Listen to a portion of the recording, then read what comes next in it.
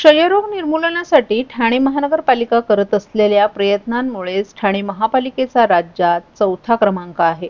ठाणे शहर 100% क्षयरोग मुक्त करण्यासाठी प्रभाग समितीनिहाय नागरिकांची काटेकोरपणे तपासणी करावी, यासाठी क्षयरोग विभागाला अतिरिक्त मनुष्यबळ उपलब्ध करून देण्याच्या सूचना खासदार नरेश म्हस्के यांनी प्रशासनाला दिल्या आहेत। क्षयरोग मुक्त मूल्यांकनात ठाणे शहर चौथ्या क्रमांकावर असल्याबाबत खासदारांनी महापालिका आयुक्त सौरभ राव यांच्यासह क्षयरोग विभागातील सर्व अधिकारी आणि कर्मचाऱ्यांचं अभिनंदन केले। राष्ट्रीय दूरीकरण कार्यक्रमांतर्गत जागतिक आरोग्य दिनाचं औचित्य साधून राष्ट्रीय क्षयरोग निर्मूलन कार्यक्रम क्षयरोग विभाग गौरव पुरस्कार सोहळ्याचं आयोजन नरेंद्र बाळा सभागृहात आयोजित करण्यात आलं होतं। क्षयरोग निर्मूलनासाठी ठाणे महापालिकेच्या क्षयरोग विभागाचे सर्व डॉक्टर्स, परिचारिका आणि कर्मचारी हे आपला जीव धोक्यात घालून आत्महत्येने काम करत आहेत। महापालिका दप्तरी नोंद असलेल्या क्षयरुग्णांच्या घरी भेटी देऊन संबंधित रुग्णांना आवश्यक उपचाराबाबत मार्गदर्शनही करत आहेत। या सर्वांच्याच प्रयत्नांमुळे क्षयरोगाबाबत राज्य शासनाकडून करण्यात आलेल्या मूल्यांकनात विविध महानगरपालिका आणि जिल्ह्यातील क्षयरोग विभागांमध्ये ठाणे महापालिकेनं चौथा क्रमांक प्राप्त केल्याबद्दल खासदार नरेश म्हस्के यांनी क्षयरोग विभागातील सर्व कर्मचाऱ्यांचं कौतुक केलं। क्षयरोग विभागात काम करणाऱ्या कर्मचाऱ्यांना शासनाकडून मानधन मिळत असतं, परंतु हे कर्मचारी जीव धोक्यात घालून काम करत असल्यामुळे त्यांना अतिरिक्त 15,000 मानधन देणारी ठाणे ही देशातील एकमेव महापालिका असल्याचंही त्यांनी नमूद केलं। ठाणे महापालिकेच्या क्षयरोग विभागास CSR निधीतून 1 कोटींचा निधी उपलब्ध करून दिल्याबद्दल महानगर गॅस लिमिटेडचे उपाध्यक्ष आत्मकूर चक्रपाणी आणि CSRचे मुख्याधिकारी सुशांत राऊत तसंच मिंट कॉर्पोरेशनने CSR निधीतून 1.25 कोटी रुपयांचा निधी दिल्याबद्दल उपमहाव्यवस्थापक इंदरदीप कौर यांचंही खासदार नरेश म्हस्के यांनी आभार मानले। यावेळी क्षयरोग निर्मूलन मोहीम प्रभावीपणे राबवणारे क्षयरोग तज्ज्ञ आणि शहर क्षयरोग अधिकारी डॉक्टर प्रसाद पाटील यांचा विशेष सन्मान करण्यात आला। तर क्षयरोग विभागातील सर्वोत्कृष्ट कामगिरी बजावणाऱ्या निखिल लिंगायत, अशोक बोरोले, संजय पवार, साधना जाधव, स्वप्नाली भालेराव आदींना प्रातिनिधिक स्वरूपात खासदार नरेश म्हस्के यांच्या हस्ते पारितोषिक देऊन गौरवण्यात आलं। यावेळी अतिरिक्त आयुक्त प्रशांत रोडे यांनी क्षयरोग विभागात काम करणाऱ्या कर्मचाऱ्यांना शुभेच्छा देत ठाणे शहर 100% क्षयमुक्त करण्यासाठी महापालिका प्रयत्नशील राहील असा विश्वास व्यक्त केला।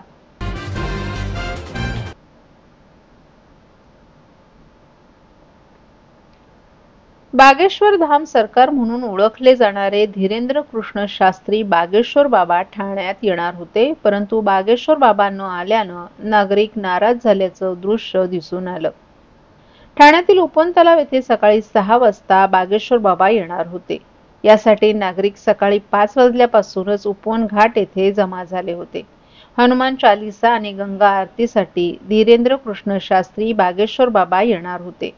यामध्ये शाळकरी मुलं देखील सहभागी होती। सुमारे 3 तास नागरिक बागेश्वर बाबांची वाट पाहत होते, परंतु अचानक बाबा या कार्यक्रमाला आलेच नाहीत। त्यामुळे नागरिकांनी नाराजी व्यक्त केली आहे। कार्यक्रमाला गर्दी कमी असल्यानं बाबांनी कार्यक्रमाला पाठ फिरवल्याची चर्चा या ठिकाणी रंगली होती। नाराज नागरिकांची समजूत काढण्यासाठी बागेश्वर बाबा उद्या येणार असल्याचं सांगण्यात आलं, परंतु उद्या तरी बाबा येतील का असा सवाल यावेळी कार्यक्रमाला आलेले नागरिकही उपस्थित करत होते।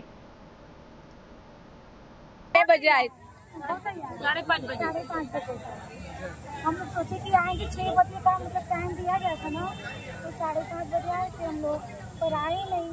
कब से बोल रहे 5 मिनट में आएंगे 5 मिनट में आएंगे। ऐसा बोल रहे हैं कि अभी गर्दी नहीं थी इसके लिए नहीं आए हो।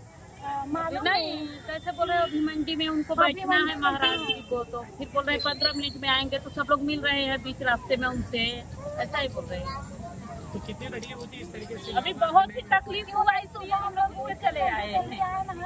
हम 4 बजे से ही उठ के नहा के आए। तो क्या मैसेज देना चाहोगे बाबा को? अभी आना चाहिए था बाबा का, तो हम लोग बहुत बैठे थे। सब लोग तुरंत फिर उठे ना, हनुमान चालीसा भी नहीं सुनने को तैयार हुए वहाँ पे। बताइए कितना आसान था इनके लिए।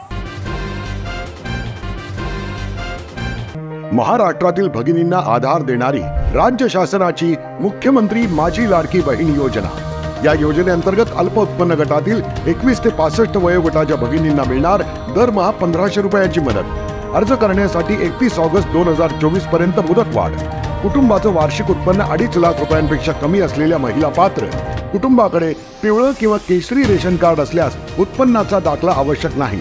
पांढरं रेशन कार्ड असेल किंवा रेशन कार्ड नसेल तर कुटुंबाचं वार्षिक उत्पन्न 2.5 लाखांपेक्षा कमी असल्याचा दाखला आवश्यक। योजनेसाठीचा ऑनलाईन अर्ज नारी शक्ती दूत ॲप वरून किंवा पोर्टलवर भरता येईल। ज्या भगिनींना ऑनलाईन अर्ज भरता येत नसेल त्यांच्यासाठी अंगणवाडी, ग्रामपंचायत, वॉर्ड ऑफिस, सेतू सुविधा केंद्रामध्ये किंवा आशाताई बचत गटाच्या CRP यांची मदत उपलब्ध। आता आपल्याला अभिमानाने म्हणता येईल, सुखी आणि सुरक्षित आहे माझी लाडकी बहीण।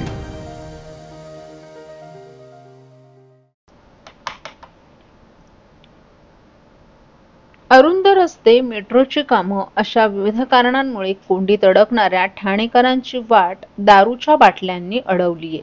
घोडबंदरहून ठाण्याच्या दिशेनं दारूच्या रिकाम्या बाटल्या वाहून नेणारा ट्रक एका बेस्ट बस गाडीवर आदळला। या अपघातात ट्रक उलटून सर्वत्र रिकाम्या बाटल्यांच्या खोक्यांचा खच पडला।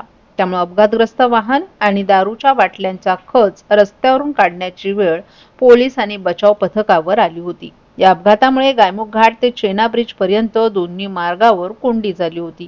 या वाहतूक कोंडीमुळे नागरिकांचे मात्र हाल झाले। घोडबंदर मार्गावरून दिवसाला हजारो अवजड वाहनांची वाहतूक होत असते। याच मार्गावरून गुजरात येथून सुटणारी वाहनं उरण, JNPT, भिवंडीत येत असतात। तसंच हलक्या वाहनांची देखील मोठी वाहतूक होते। परंतु घोडबंदर मार्गावर विविध ठिकाणी मेट्रोची कामं किंवा इतर प्राधिकरणांची कामं सुरू आहेत। त्यामुळे वाहतूक कोंडीचा सामना नागरिकांना सहन करावा लागतोय। घोडबंदर मार्गालगत लोकवस्ती वाढल्यानं कोंडीत भर पडत आहे। मंगळवारी पहाटे 3:30 वाजण्याच्या सुमारास गुजरातहून मुंबईत एक ट्रक येत होता। त्यामुळे मद्याच्या रिकाम्या बाटल्यांचे त्यामध्ये खोके होते। हा ट्रक गायमुख घाटात आला असता वाहन चालकाचा ट्रकवरील नियंत्रण सुटलं आणि ट्रक येथील बेस्टच्या बसगाडीला धडकून उलटला। त्यानंतर बसगाडीमधील सर्व रिकाम्या बाटल्यांचे खोके रस्त्यावर पडले। घटनेची माहिती कासरवडली वाहतूक पोलीस, ठाणे महापालिका अग्निशमन दल आणि आपत्ती व्यवस्थापन विभागाला मिळाल्यानंतर पथक घटनास्थळी दाखल झालं। या अपघातामुळे वाहनांच्या रांगा लागण्यासही सुरुवात झाली। रस्त्यावर बाटल्यांचा खच पडल्यानं मार्गावर कोंडी झाली होती। दोन्ही मार्गावर त्याचा परिणाम झाला। या अपघातात ट्रक एका बेस्ट बस गाडीला देखील धडकला। या अपघातात बेस्ट बस गाडीचा चालक हर्षल कासकर यांना किरकोळ दुखापत झाली आहे। त्यांच्या उजव्या डोळ्यालगत किरकोळ त्यांना मार लागलाय। या अपघातामुळे बाटल्यांचा रस्त्यावर खच पडला होता। बचाव पथकाने हा खच बाजूला करण्यासाठी JCB यंत्राचा वापर केला। तर अपघातग्रस्त ट्रक हायड्रा क्रेनच्या साहाय्याने बाजूला करण्यात आला। या अपघाताचा परिणाम घोडबंदर मार्गावर बसला। वाहनांच्या लांबच लांब रांगा लागल्या होत्या। अवघ्या 10 मिनिटांचं अंतर पार करण्यासाठी वाहन चालकांना 25 ते 30 मिनिटं लागत होती। सकाळी 9 नंतरही येथे कोंडी कायम होती। उन्हाचे चटके, त्यात कोंडी, यामुळे वाहन चालकांचे अतोनात हाल झाले। ठाण्याचं सांस्कृतिक केंद्र मानल्या जाणाऱ्या रामगणेश गडकरी रंगायतांच्या नूतनीकरणाचं काम गेल्या काही महिन्यांपासून सुरू होतं। या रंगायतांच्या नूतनीकरणासाठी उपमुख्यमंत्री एकनाथ शिंदे यांनी 8 कोटी रुपयांचा निधी मंजूर केला होता। या निधीतून प्रेक्षागृहातील आसन व्यवस्था, रंगमंचाचं फ्लोरिंग, ग्रीन रूम, तालीम हॉल, वातानुकूलित व्यवस्था आणि शौचालयाचं अद्ययावत स्वरूपात नूतनीकरण करण्यात आलं। या कामाची अंतिम पाहणी मंगळवारी सकाळी करण्यात आली। खासदार नरेश मस्के यांच्या प्रमुख उपस्थितीत महापालिकेचे अधिकारी आणि अभियंते तसेच ठाण्यातील नामवंत रंगकर्मी या पाहणीत सहभागी होते। या नूतनीकरणामुळे रामगणेश गडकरी रंगायतन अधिक सुसज्ज आणि आधुनिक रूपात ठाणेकरांच्या सेवेत दाखल झाले। शहरातील सांस्कृतिक उपक्रमांना यामुळे नवं बळ मिळणार असल्याची प्रतिक्रिया अनेक कलावंतांनीही व्यक्त केली आहे। नवीन गडकरी रंगायतन जे आहे ते प्रेक्षकांच्या भेटीला येणार आहे। कोणकोणते बदल यामध्ये करण्यात आलेले आहेत, कधीपर्यंत हा गडकरी रंगायतन खुला होणार आहे? आपण नेहमीच म्हणतोय की उपमुख्यमंत्री एकनाथ शिंदे साहेब यांच्या नेतृत्वाखाली ठाणं बदलतंय। त्याचाच हा एक भाग जे गडकरी रंगायतन ठाण्याचं भूषण आहे। सर्व महाराष्ट्र असेल हिंदुस्थानातील रंगकर्मींचं पहिलं प्राधान्य नाटक करण्याकरता ते गडकरी रंगायतन ठाणे आहे आणि त्याचं नूतनीकरण आज होतंय। मे महिन्यामध्ये हे नवीन थिएटर या ठिकाणी सुरू होईल। छोट्या छोट्या ज्या काही त्यांच्या अडचणी होत्या प्रेक्षकांची महत्वाची म्हणजे ज्येष्ठ नागरिकांसाठी त्या ठिकाणी जी लिफ्टची व्यवस्था पाहिजे होती ती लिफ्टची व्यवस्था या ठिकाणी आम्ही केली. रंगकर्मींची स्टेजवरचा AC थोडाफार कमी होता, बाल्कनीमध्ये आवाज येत नव्हता, छोटाफार त्याचा व्ह्यू थोडासा वेगळा होता. या सगळ्या गोष्टी जे त्यांचं नेपथ्य असतं, सेट्स असतात, त्यांना वरती आणण्याकरता लिफ्टची व्यवस्था नव्हती. अशा अनेक गोष्टी, छोट्या मोठ्या गोष्टी या ठिकाणी ज्या आपण दुरुस्ती आपण म्हणतो, त्या सर्व छोट्या मोठ्या गोष्टींचा अंतर्भाव करून हे असं नवीन थिएटर मे मध्ये लोकांच्या सेवेसाठी सामोरं येणार आहे. आणि पुन्हा एकदा ठाण्यामध्ये नाट्य चळवळ असेल, साहित्य चळवळ असेल, कला चळवळ असेल, ही पुन्हा उभी राहणार आहे. याकरता आमच्या ठाणे महानगरपालिकेचे सर्व अधिकारी असतील, आमचे कर्मचारी असतील, आमचे आयुक्त असतील, सौरभराव, हे संपूर्णपणे ह्या कामावर लक्ष ठेवून आहेत. उपमुख्यमंत्री एकनाथ शिंदे साहेब सुद्धा या कामावर लक्ष ठेवून आहेत.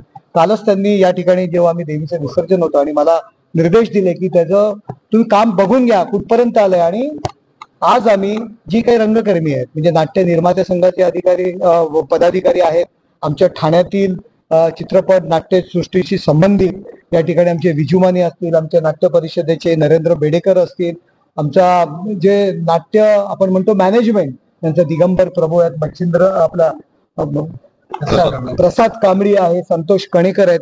ही नाट्य चळवळीतील जे नाट्य व्यवसाय या ठिकाणी कलाकारांचे प्रतिनिधी आहेत, नाट्य निर्मात्यांचे प्रतिनिधी आहेत, यांना सुद्धा आम्ही या ठिकाणी बोलवलेलं आहे. आणि त्यांच्या काही समस्या आहेत, त्यांच्या काही सूचना आहेत, या सर्व सूचनांचा अंतर्भाव करून हे नवीन थिएटर मे महिन्यामध्ये लोकांच्या समोर